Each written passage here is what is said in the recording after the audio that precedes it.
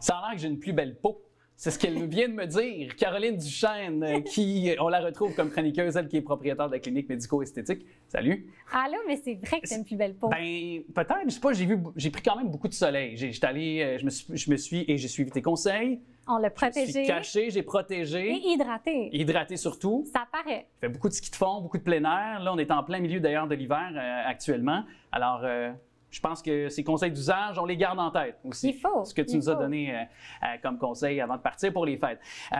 On parle d'options de traitement pour raffermir la peau. Et c'est pas nécessairement l'âge qu'on a qui est indicateur de si notre peau a besoin d'amour, là, finalement. Non, exactement, parce qu'il y a tellement de facteurs, comme on avait déjà discuté dans d'autres émissions, comme les facteurs externes, internes, la génétique, le soleil, bref, qui fait accélérer le processus de vieillissement.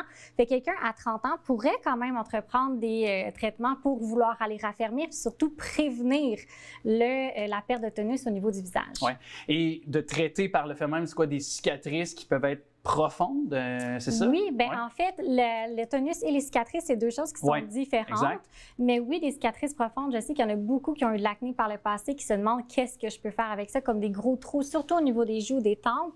C'est généralement avec la radiofréquence ou des lasers très puissants, comme un laser fractionnel, un laser CO2, pour aller détruire, brûler en fait la peau pour qu'elle se régénère et de cette manière-là, faire en sorte que la peau devienne beaucoup plus lisse. Oui.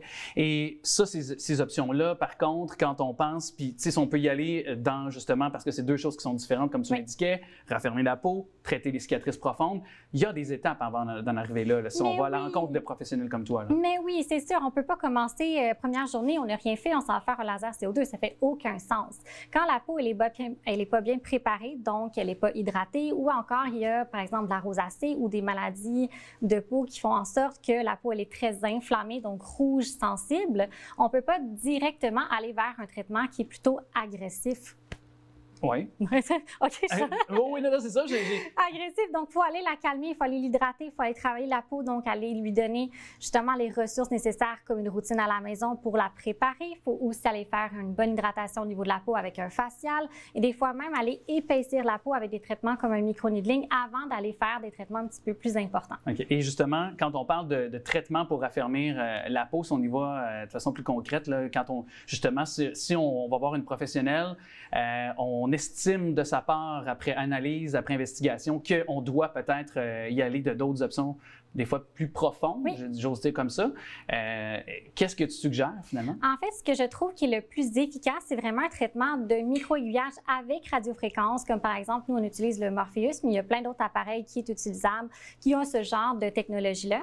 Ça nous permet de rentrer les aiguilles à l'intérieur de la peau jusqu'à 4 mm pour aller travailler jusque dans le derme profond et même l'hypoderme, où est-ce que le tissu adipeux, pour aller créer une brûlure interne, pour activer la régénérescence et donc la stimulation de production de collagène d'élastine pour aller densifier la peau et justement la raffermir. OK. Hey, je te pose une question qui peut paraître très niaiseuse et j'assume si c'est le cas. Mais de faire du sport, de bouger, je veux dire, quand on parle de raffermir la peau, ça aussi, ça contribue-tu de faire des efforts physiques aussi? Oui et non. En fait, c'est que ça ne va pas nécessairement changer grand-chose au niveau de la fermeté de la peau du visage, parce que ça reste que le collagène va quand même se dégrader avec l'âge.